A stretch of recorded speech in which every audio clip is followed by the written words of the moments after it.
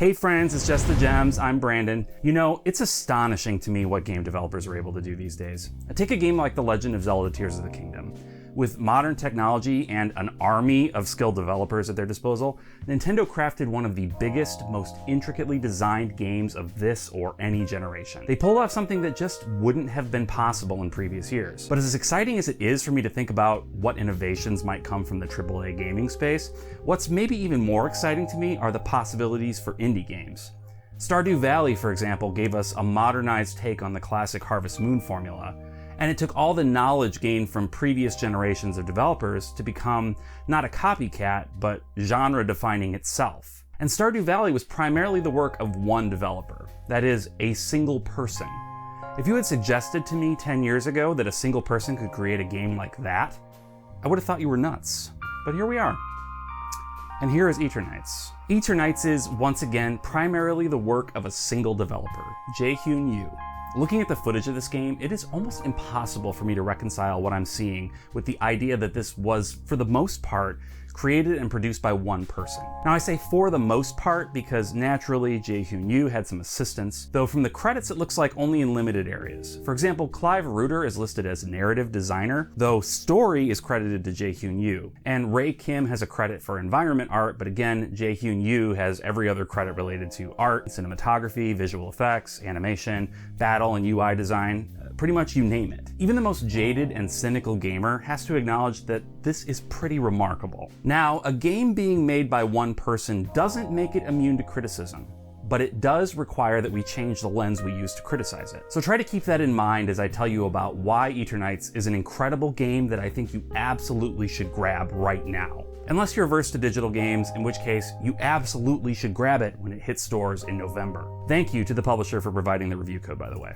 Eternights is one of the most original takes on a zombie story I've seen in recent memory. I'm going to keep this review essentially spoiler-free, so I'm limited in what I can say about the story. You are the protagonist, and you and your best friend Chani find yourself stuck in a shelter as the world is seemingly devolving into chaos. Ordinary people are turning into monsters, but for some reason, you and your friend are okay. This might or might not have something to do with the strange dreams you've been having about a glowing woman in a boat. When your shelter is overrun, the two of you, plus a K-pop idol that happened to be hiding in the same shelter, have to escape. And from there, you find yourself caught up in a life or death battle for the fate of the world. You know, normal RPG stuff. One thing the story of Eternights does extremely well is to make you feel as confused and lost as the main character. This sounds like a backhanded compliment or damning with faint praise, but I mean it in a good way. The conflict that's happening behind the scenes is something you only receive glimpses of as the story progresses, with much of it being outside the control of you and your team. By layering up the mysteries and only hinting at the backstory behind it all, we're left feeling like only a tiny piece of the puzzle,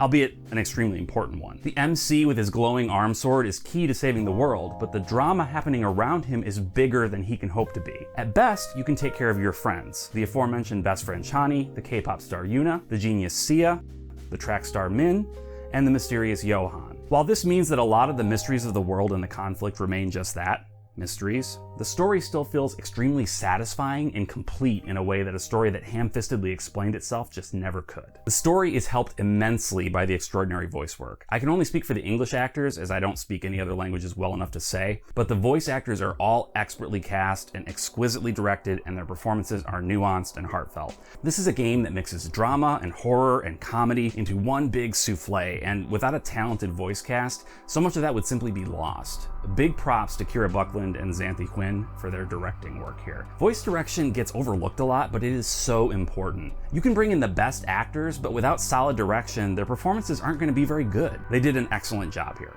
While the game is an action RPG, its gameplay loop is heavily inspired by the Persona series, so let's talk about that for a minute. Before each major dungeon, you're given a time limit by which you'll need to have beaten the boss. You can spend that time however you want. You can pour all your energy into getting through the dungeon right away, or you can spend some days hanging out with your friends. Doing the latter unlocks special abilities and improves your stats, so there's a legit gameplay reason for postponing the dungeon crawling until you're able to power up, especially if you get stuck. Once the boss is defeated, any remaining time is yours to do with as you please. please. Each day is divided into day and night. You can only visit the dungeon during the day, but that's also the only part of the day you can spend quality time with your friends. At night, you can train your various stats or pick a friend and head out to scavenge. Scavenging deserves special mention as it's essentially a minigame that sort of creates a more graphically rich version of the old memory card game. Each friend has a variety of items they want to find. They'll tell you the item before you head out, and when you do, you can pick from one of 3 places to search: a library, a warehouse, and a convenience store. Each location has several items scattered around, which you can identify by the glowing dots in the environment. The only way to tell which item is which is to examine it. Once the minigame starts, you have a limited amount of time to find the item in question. That is, assuming it's even at the location you picked to scavenge in. The locations of all the various items never change, so as you scavenge more and more, you begin to learn where each item is. So when Min asks for headphones, hopefully you'll remember the location and the general area they were in. Finding the item gives you a nice big boost to a stat. Failing to find the item at least gives you a smaller stat boost, so it's not a complete wasted effort. Some of the locations where certain items are found definitely don't make a ton of logical sense, but that's part of the fun of exploring and memorizing. I mentioned that hanging out with your friends improves your stats and unlocks abilities. This is key to progression, as each friend has their own list of skills for you to unlock that you can only get from them. At the same time, each friend tends to have a specialization related to one of your stats. For example, Min has abilities and stat boosts related to your defense, while Chani's are related to HP. Creating a balanced character means balancing your time with all your friends. But of course, your resources for unlocking abilities are limited. So ultimately, you do have to choose both who you prefer to spend your time with, as well as what stats you want to focus on. All of the big social interactions with your friends are fully voiced, which to me is a huge plus and solves one of the problems I've had with the Persona series, in that these important friendship building events are almost never voiced. Maybe it's Eternights' smaller scale that makes this more feasible, but I get the sense that Jae-Hyun Yu just feels similarly and wanted to be sure all of these important scenes got the care they deserve. And you'll want to spend time with everyone, because each character is such an interesting and layered person. You'll develop strong connections with all of these characters, despite the runtime for the game only being 9 or 10 hours. In addition to the big relationship scenes between you and each character, there are a ton of interstitial scenes that pop up as the story progresses. These typically aren't voiced, but they're usually just funny little side events. And while they don't get the same level of development care as the major character events, there's still a cohesiveness to them that I don't think you'd likely see from a bigger development team. Sometimes there are several scenes that are doing nothing but setting up a punchline for a future scene, and that payoff is totally worth the wait.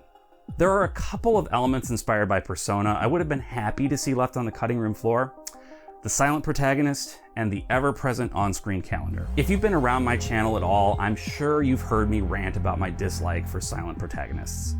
In voiced games in particular, it creates a strange experience with spoken dialogue followed by silence, followed by dialogue responding to something we didn't hear. I'm fine with having a protagonist whose dialogue options I have to choose, but why not voice them?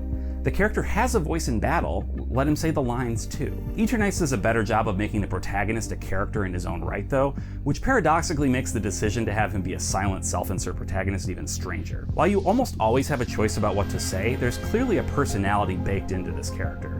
He's a bit snarky and sarcastic and goofy, and this comes across regardless of what dialogue choices you make. I also like that dialogue options are frequent, which at least makes the main character feel like an active part of the story. My calendar quibble is super minor, but I feel the same way here as I do in Persona. I don't really need the calendar in the corner of my screen during a cutscene, do I? Is that the most vital piece of information that I need to have available to me at all times? It's not. Sorry to answer my own question, but it's just really not. Anyway, that's minor, just a nitpick, moving on. Actually, while we're nitpicking, there's one forced stealth sequence that irritated me to no end. Now, to be fair to Jae-Hyun Yu, a big part of my frustration was that by this point in the game, I had forgotten that I could push L3 to move faster. So that's partially a whoopsie daisy on my part, but still, if you're making a game and you realize you're about to put in a forced stealth segment, you might want to reconsider. This is a general statement to all developers out there. Just give it some thought, y'all. The music is also a bit of a letdown. It's not bad, it's all appropriate for the on-screen action, but it didn't come across anything particularly memorable to me. And a somewhat bigger issue is the non-battle animations. They aren't the best.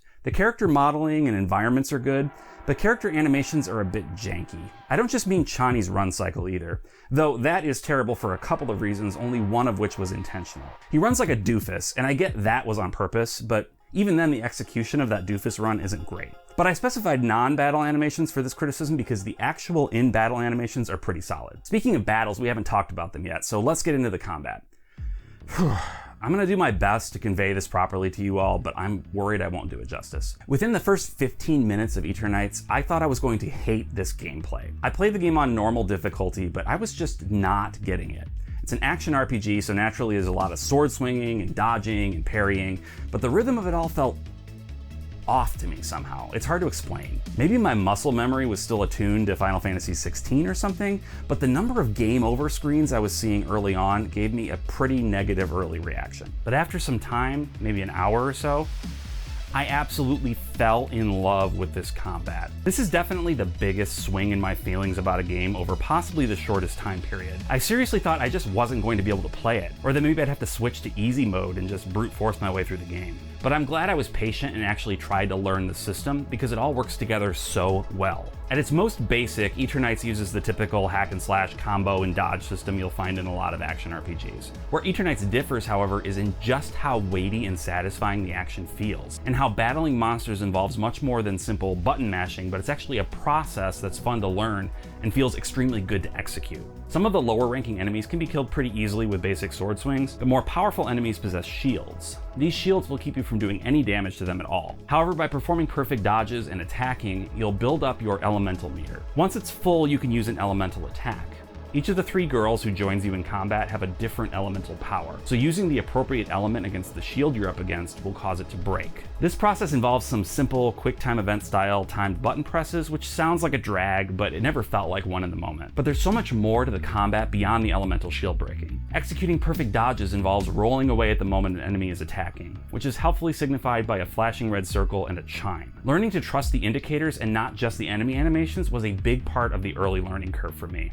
But once I got the hang of what the developer was doing here, it became second nature. Once you gain the ability to parry, you'll do this in much the same way, but a successful parry will quickly build your death blow meter. This is something that fills up as you attack, but depletes quickly when you stop. Getting it full, like you might expect, lets you pull off a devastating special move that will bring down a lot of non-boss enemies in a single hit.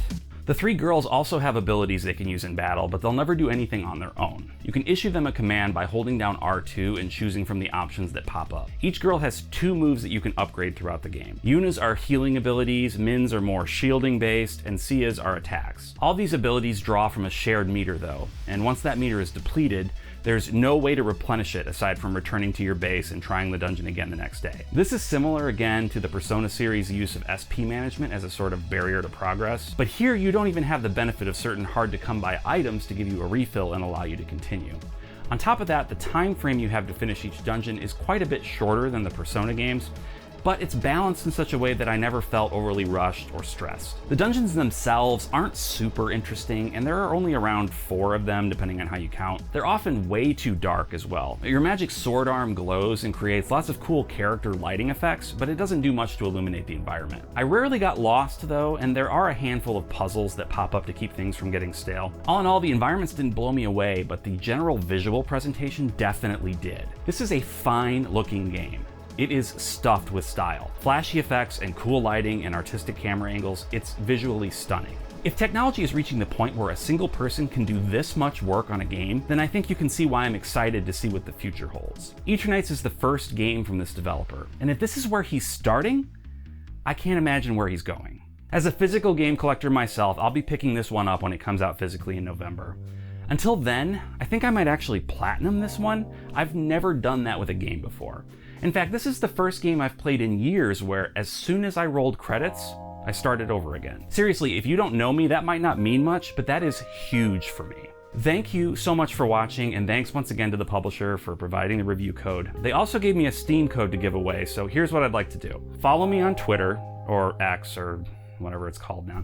Whatever, in this house it's Twitter, okay? So follow me there, link to my profile's in the description. And find the post about this giveaway. Comment and tell me what your favorite action RPG of all time is for a chance to win. I'll draw the winner on Tuesday, September 26th. That's all for now. If you liked the video, would you click like? If you hated it, well, I admire your masochism for sticking around to this point, so I feel like you've earned the right to click that dislike button. And if you're not subscribed, would you consider subscribing? Thanks so much. Anyway, until next time. Bye.